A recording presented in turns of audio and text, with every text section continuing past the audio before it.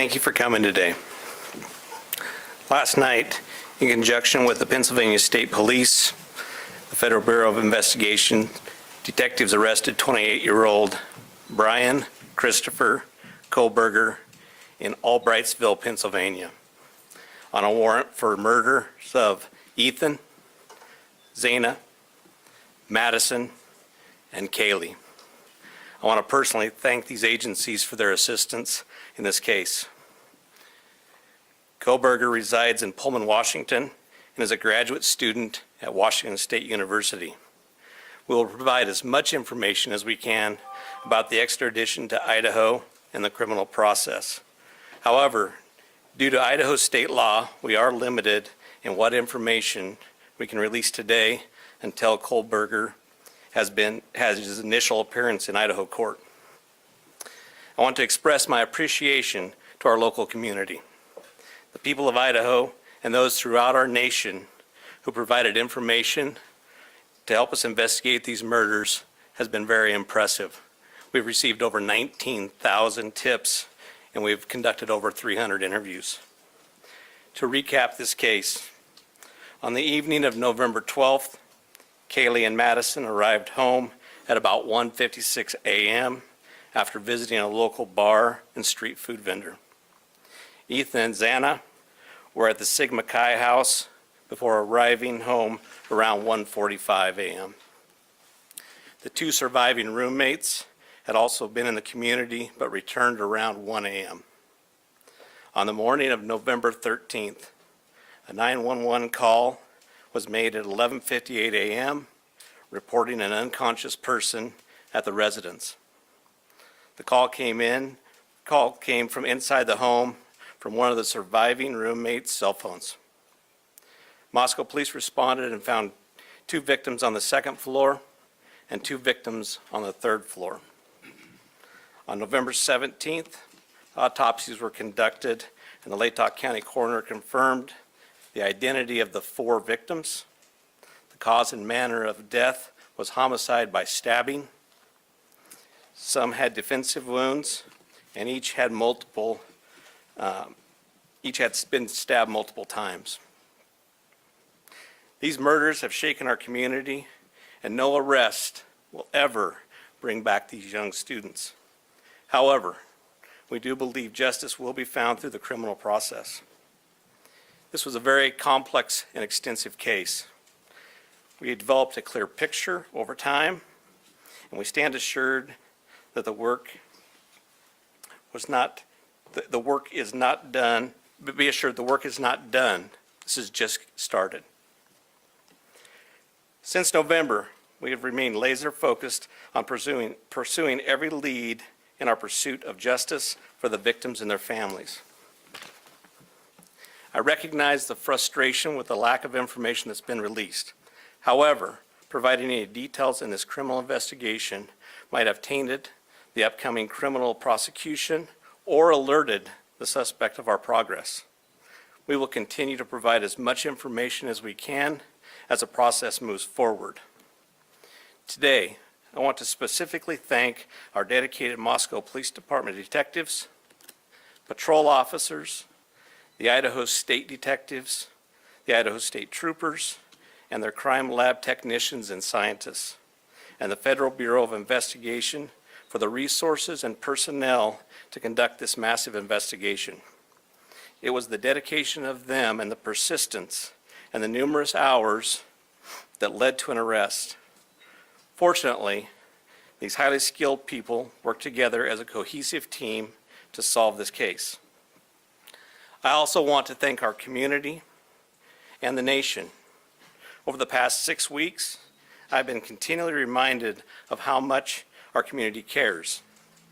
Locally, public support has been exceptional with kind words, food for investigators, and letters of support. You will never know how much your words of encouragement help us through these trying times.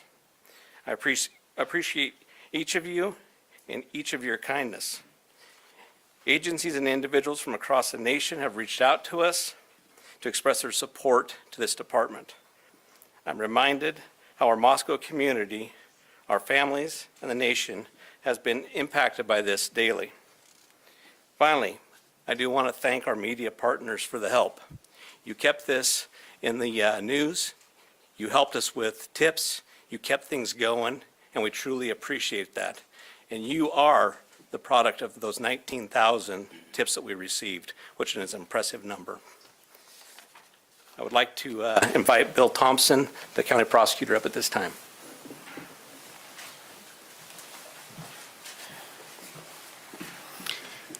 Good afternoon, folks. My name is Bill Thompson. I'm the Latah County prosecutor. And it's sad to be here, but happy to be here at the same time. As Chief Fry indicated, a criminal complaint was filed yesterday here in Latah County, charging the defendant, Mr. Kohlberger, with 4 counts of first-degree murder, in addition to felony burglary, which involves entering the residence with the intent to commit the crime of murder. Mr. Kohlberger, and let me preface, there is a pending case now in court, and I and my office and the investigators have to live with the restrictions that our Supreme Court places on pretrial publicity. That said, I promise you we will share with you, through the court process or otherwise, whatever we are allowed to. I just appreciate your patience on that. The factual basis for the charges are summarized in what's called a probable cause affidavit that is on file with the court. According to the rules of the Idaho Supreme Court, that is sealed until Mr. Kohlberger is physically back in Latah County and has been served with the Idaho arrest warrant. At that time, we expect that that affidavit will be available to you so you can share the true facts with all of your readers and your watchers and your listeners and all of the people who are interested and really need to know what's going on. So please have patience with us on that. We hope to get that to you as soon as we can. As far as Mr. Kohlberger, I can share with you that he is a graduate student at Washington State University and has an apartment residence over at Pullman. He has had an initial appearance in front of a judge in Pennsylvania. He is being held without bond, and the warrant from our magistrate judge here also provides for no bond. We understand that he's scheduled to be back in court in Pennsylvania next Tuesday afternoon, and that a public defender has been appointed for him there. The process at this point is, since he was arrested in another state, he has the opportunity to either waive extradition and return voluntarily to the state of Idaho, or if he prefers not to waive extradition, then we will initiate extradition proceedings through our governor's office. If we do that, it can take a while for him to get here. So again, I'm asking for your patience and understand that's just the way the system works. Once he gets here, he'll have an initial appearance with our magistrate. They'll deal with issues such as making sure counsel is, competent counsel is representing him, and the case will be scheduled for further hearings. Your primary source of factual information is going to be the court record, because that's what the Supreme Court says we need to refer you to. So please pay attention to what's going on in court and have people there to watch and hear what's being said. As an attorney, myself and my office, we are limited on what we are allowed by the courts to say outside of the courtroom. So please just work with us. Finally, as the chief indicated, this is not the end of this investigation. In fact, this is a new beginning. You all now know the name of the person who has been charged with these offenses. Please get that information out there. Please ask the public, anyone who knows about this individual, to come forward, call the tip line, report anything you know about him to help the investigators and eventually our office and the court system understand fully everything there is to know about not only the individual, but what happened and why. Next, I'll introduce Colonel Ked Wells from the Idaho State Police. Thank you. Well, good afternoon. My name is Kedrick Wills. I serve as the director of the Idaho State Police and certainly want to express our appreciation for your attendance here today. These tragic murders took 4 young, vibrant lives from our community. Nothing we do can bring them back. The only thing that we can do in law enforcement to honor their memories that we know of is to bring this to a successful conclusion. This has been a very difficult time for the families, the university, the community, and the state of Idaho. However, it is also proven that communities come together in tough times. Certainly appreciate the support of the local community and our national audience that has been following us as our investigators have worked through this case. I'm thankful also to you, the media partners, who have helped keep this case in the forefront that generates the tips and we hope will continue to generate information that will help us to a conclusion of this proceeding. I'd like to express our appreciation on behalf of the Idaho State Police to Chief Fry, his leadership, and the entire Moscow Police Department for the way that they handled this from the very beginning. He directed the right people to the right positions that led us to this conclusion today. I've had the utmost confidence in this investigation and in Chief Fry, as well as in Mr. Bill Thompson and the Latah County Prosecutor's Office, who've been a great partner throughout this. Nothing has deterred the commitment of the investigators who've worked on this case, regardless of the organization they represent. It's been very trying and very difficult, as you know, that it has been on those investigators as they do the tedious work that they're so good at doing. The partnerships is what's led here as well. The partnerships between Moscow Police Department, I'd like to express our appreciation with the Federal Bureau of Investigation, specifically the Special Agent in charge out of the Salt Lake City Division, Dennis Rice, and also the work that happened in the last 24 hours in Pennsylvania with the arrest with the Pennsylvania State Police and Colonel Evanchik with the Pennsylvania State Police. We appreciate what they've done across the nation to help us as well. As Bill shared, this investigation is far from over. In fact, I appreciate what he shared, that this is not an ending, but rather a new beginning. The difference now is, as he shared, that we are dictated what information we can share by the court process and by laws in our state of Idaho. And so we will share, as he shared, Mr. Thompson is absolutely committed to share everything he can share through the court process. We've got to make sure that we don't get in front of that process. And we really deeply appreciate everybody's support here. The relationships that were forged here and the partnerships that were forged have led to this. And based on that is why we're here today. And we continue to believe that the best way we can honor these 4 lives that have been taken is to make sure that we have a successful outcome here. One of the partnerships that's been forged throughout this is a partnership with the University of Idaho, and on that I'd like to introduce the president of the University of Idaho, Mr. Scott Green.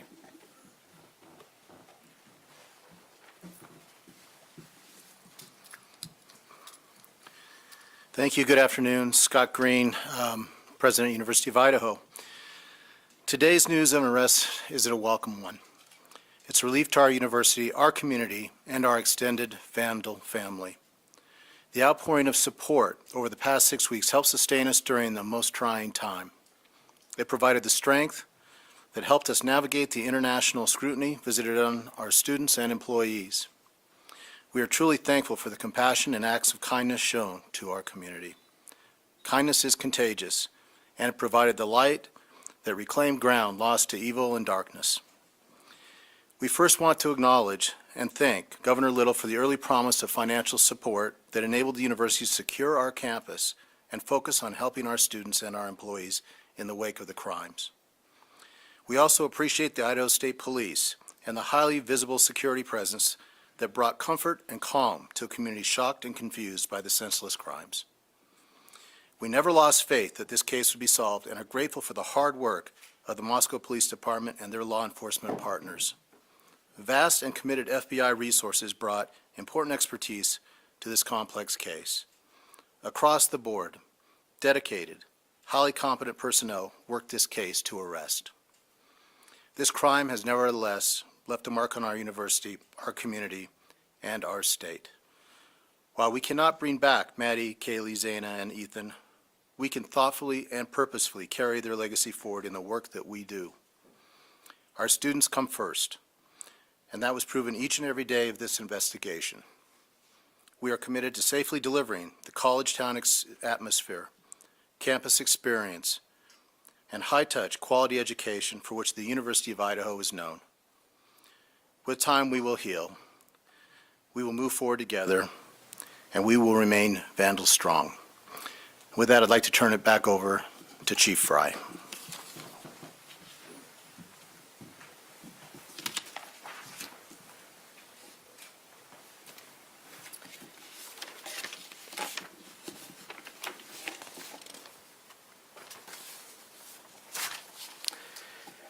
So now we will open the floor to questions. However, I want to remind everyone, as Prosecutor Bill Thompson explained, any factual information regarding the arrest of Kohlberger is currently sealed per Idaho law and will not be released until he has appeared in an Idaho court. Please formulate your questions accordingly. I recognize there are a lot of questions, and I will try to answer as many of them as I can. Is there an evergreen or Argonaut reporter? Lauren Patterson, Northwest Public Broadcasting, Spokane Public Radio. I realize the records are sealed. I guess I'm not too familiar with how it works, but can you tell us what tip, what lead, what piece of evidence really led you all the way from Idaho to the suspect in Pennsylvania? As I've said in the past, that's part of our investigation, and we won't be releasing that at this time. We will have those answers. We'll have them as soon as we can make those available to you. Then a quick follow-up and a two-parter. Is our community safe, or is law enforcement still on the search for other suspects who might be involved in this attack? What I can tell you is we have an individual in custody who committed these horrible crimes, and I do believe our community is safe, but we still need to be vigilant, right? We still have talked about this in the past. We always need to be aware of our surroundings and make sure that we're aware of what's going on.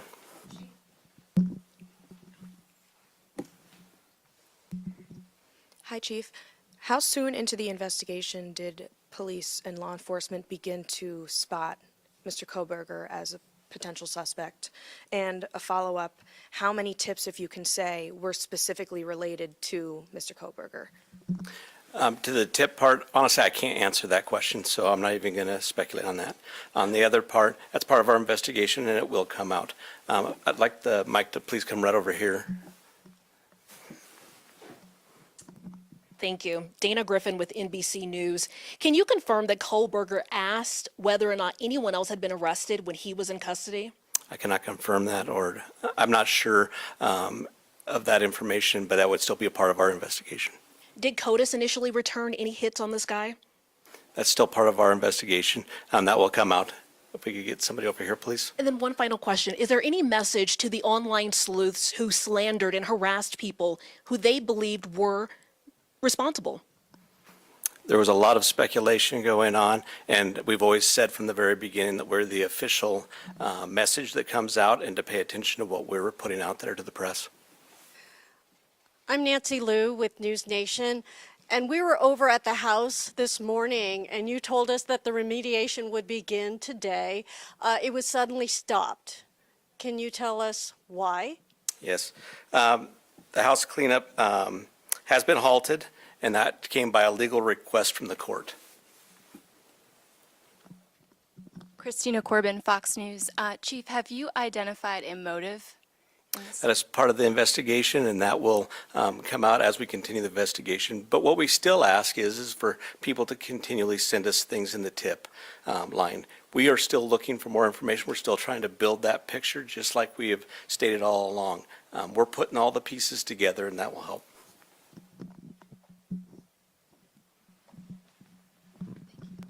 Chief Veronica Miracle with CNN. Any indication that the suspect knew the victims? That's part of the investigation as well. It won't be something that will come out at this point in time, but as we continue the investigation and as this case goes to trial, that will be brought forth. Have you spoken to the families? Can you tell us what they've told you today? Are you talking the victims' families? Yeah, we have reached out to the victims' family as we always do. We've done that daily, and we've continued to have contact with them. Hey, Nate Sanford, you mentioned earlier that you're still seeking tips about Brian and that people should still share whatever information they have. Can you speak at all about what specifically people should be reaching out for, like if they know something? I would say anything and everything. As we've said all along, we know what tips we're looking for. We will take those tips and we will have professionals look at those and decide which pieces of those we need to use for our case. So we ask that everybody would do that. Angela Palermo, Idaho Statesman. Your department and other investigators on the case took a lot of flack for keeping information close to your chest. Are you glad that you did that, and were you worried about tipping the suspect off? I will 100% stand behind the way that we handled this investigation. And this all started from day one with our patrol officers arriving on scene, locking down the scene, us calling in the Idaho State Police, us calling in the FBI, and keeping information that was pertinent to this case very, very tight.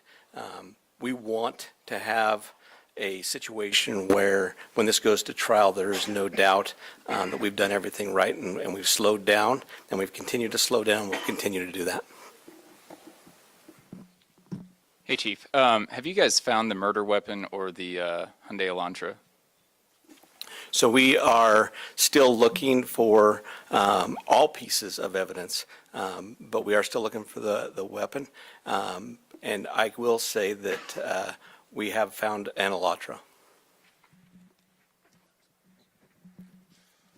Stephanie Becker with CNN. Can you tell what it was like when you got the phone call when the police told you that they had your suspect? I can tell you, for a lot of law enforcement, it was a fairly sleepless couple of days with, as we were leading up to everything that we were doing. But what I can tell you is I have faith in those agencies across the nation. I have faith in our officers. I have faith in the FBI, and they did a great job. But sure, there was some times, even throughout the day, that we were always concerned. Hi, Chief. Danya back at CBS News. Can you talk a little bit more about the suspect's connection to Pennsylvania? All I know is that he lives in Pennsylvania. Chief Guy Tannenbaum from Nonstop Local KHQ in Spokane. More about the Elantra. We saw reports that you mentioned that you recovered an Elantra, but can you specify where that was found? And we know that that was one of the biggest pieces of information you were asking from the public to tip. Were you able to provide an information on whether those tips led to this seizure of an Elantra? That's still part of the investigation that will come out in the future.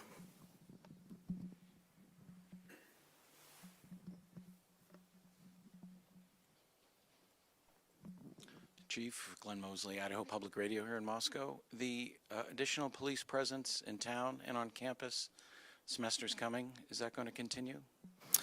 You will continue to see state troopers in the area. You know, we're talking to Latah County as well. You will see a presence of us that we're always have up on campus. We have assigned officers to that. So you will continue to see a law enforcement presence. I'm going to take two more questions. Hi, Chief. Julie Scott, ABC News. Can you tell us if you eventually had a license plate number to the Elantra and how you tracked it to Pullman?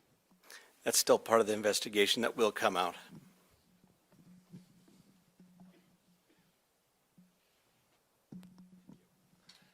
Chief, hi, Matt Lovelace with the Murrow College of Communication. I want to ask about Mr. Koberger as a graduate student at WSU. Are you aware of if he returned to campus after November 13th? And have you had any communication with departments on the WSU campus about his attendance? So some of that is going to be followed up as we continue our investigation. We'll be asking some of those questions, but that'll come out in the near future. So what I do want to do is I want to thank you all. You really have been the national voice for us. You've given us the opportunity to get many, many tips, and I do appreciate everything you've done, and we'll continue to look